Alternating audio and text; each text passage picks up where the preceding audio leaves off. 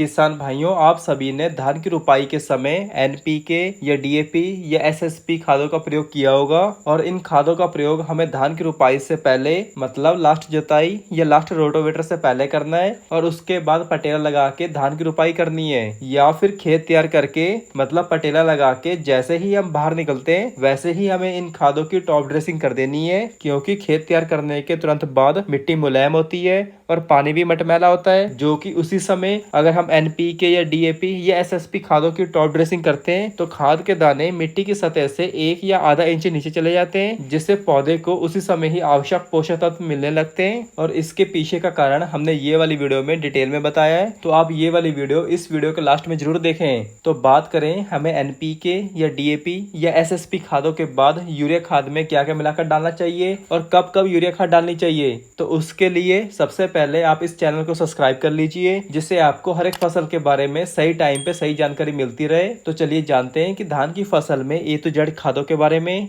तो किसान भाइयों, हमें धान की रुपाई के 10 से 12 दिन बाद पहली यूरिया के साथ कोई भी अच्छी क्वालिटी का जाइम लेना है और साथ में 5 केजी जिंक सल्फेट लेना है। और अगर हम मोनो जिंक ले रहे हैं तो 5 केजी प्रति एकड़ ही काफी रहता है, और अगर हम जिंक सल्फेट 21% वाला ले रहे हैं तो 7 से 10 केजी प्रति एकड़ ले सकते हैं। इसके अलावा अगर बारिश ना आती हो तो हमारे धान की रुपाई के 15 से 20 दिन के अंदर ही पत्ती लपेटक या तनाछेदक कीट का प्रकोप हो सकता है, और इसके लिए हमें एफएमसी कंपनी का फर्टेरा या सजेंटा कंपनी का वीटाको, इनमें से किसी एक को भी पहले यूरिया में मिलाकर छिड़काव कर देना है। और धान रुपाई के 25 दिन बाद या पहले यूरिया डालने के 12 से 14 दिन बाद हमें दूसरी यूरिया डालनी चाहिए, और इसमें भी हम ले सकते हैं 45 किलोग्राम प्रति एकड़ यूरिया और साथ में 3 केजी 80% वाला WDG सल्फर। और सल्फर हमें इसलिए लेना है क्योंकि सल्फर भी एक तरह का माइक्रोन्यूट्रिएंट और कॉन्टैक्ट फंगिसाइड है। और इसके साथ में एक बार और अच्छी क्वालिटी का दोबारा जाइम भी ले सकते हैं, क्योंकि जाइम डालने से पौधों की जड़ों का विकास ज्यादा से ज्यादा और जल्दी होता है, जिससे जड़ें ज्यादा से ज्यादा पोषक तत्व खींच के पौधों को देंगे।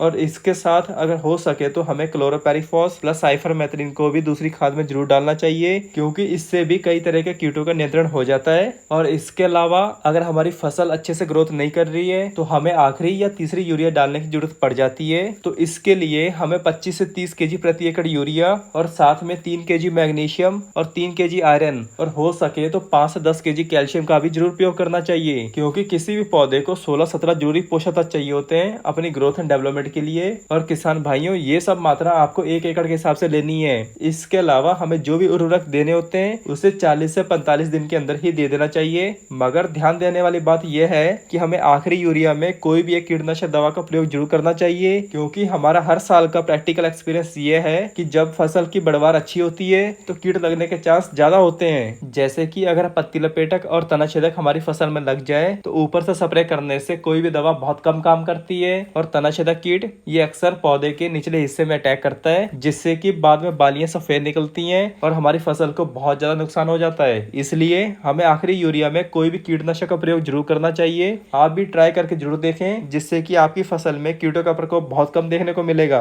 और किसान भाइयों, यूरिया की टॉप ड्रेसिंग करते समय एक बात का हमेशा ध्यान रखें कि अगर खेत में पानी ज्यादा होगा तो यूरिया रिस कर नीचे चली जाती है, जिससे पौधे पूरी तरह से नाइट्रोजन नहीं ले पाते। और इससे बचने के लिए अगर पॉसिबल हो तो खेत का पानी निकालकर उचित नमी में ही शाम के समय यूरिया की टॉप ड्रेसिंग करनी चाहिए। इसके अलावा जो भी माध्यम अवधि की धान की वैरायटी होती है तो उसमें 40 से 45 दिन से पहले पहले यूरिया की मात्रा दे देनी चाहिए, और अगर कम अवधि की फसल है तो उसमें 35 से 40 दिन से पहले पहले ही यूरिया की टॉप ड्रेसिंग कर देनी चाहिए। और अगर हम धान की किसी भी वैरायटी में 60 से 70 दिन बाद यूरिया का इस्तेमाल करते हैं तो धान की फसल देखने में तो बहुत बढ़िया लगती है, मगर पकते समय खाली दाने और दानों की क्वालिटी बहुत ही बेकार हो जाती है, जिससे कि पैदावार में काफी कमी आ जाती है। और किसान भाइयों, हमें इस तरह से अपनी धान की फसल में खादों का इस्तेमाल करना चाहिए। तो ये सब कुछ था कि धान की फसल में ए टू जेड यूरिया के बारे में। और किसान भाइयों, अगर आपको हमारी वीडियो से कुछ जानकारी मिलती है तो वीडियो को लाइक, शेयर और चैनल सब्सक्राइब करना ना भूलें। धन्यवाद।